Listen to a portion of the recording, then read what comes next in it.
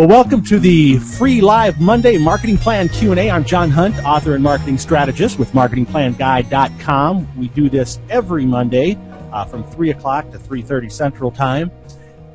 And the purpose of this session is to allow you to ask any questions related to creating your marketing plan.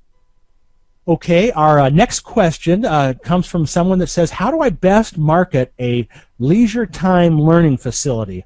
Now, I'm not exactly sure what a leisure time learning facility, my guess is, and hopefully this is right, and if you're on the call with us today live, you can go ahead and put a question in to maybe follow up on this. But typically a leisure time learning facility is like an adult education kind of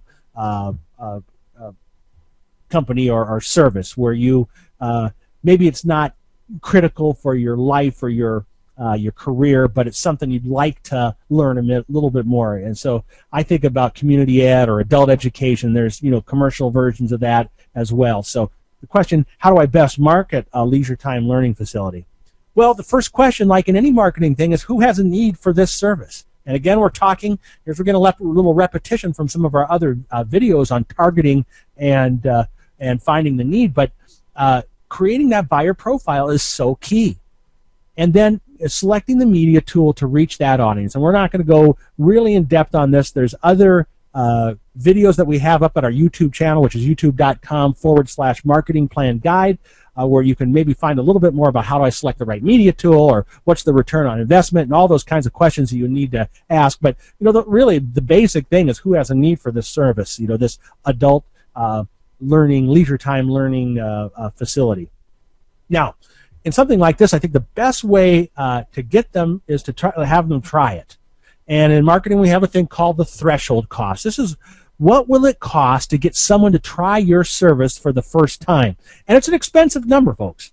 But this is where you also need to know how much over the lifetime of the customer you're gonna be able to get off of a potential customer. But you really want to know if you can get them in there one time to try one class, get them, and all companies, especially retail, getting the person in the first time is 99% of the battle. Then if you do a good job, you can get them back there. So kind of determine, a cost that it's going to take you to get someone in there for that first time, because that's really what you need to do.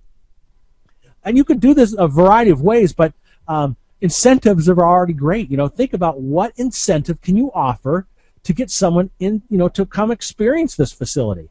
Is it a free class? Is it half off? I mean, so you always have to do it for free, but the more compelling the incentive, the more people you're going to have in it. You're going to have to balance out whether, a free class would be worth it looking at the lifetime value of a typical customer, or if it's a, new customer discount or whatever it is, try it for the first time and receive X and X discount. That's the, kind of incentive that you're going to need to offer someone to experience the facility. And again, what is the lifetime customer value of your customer?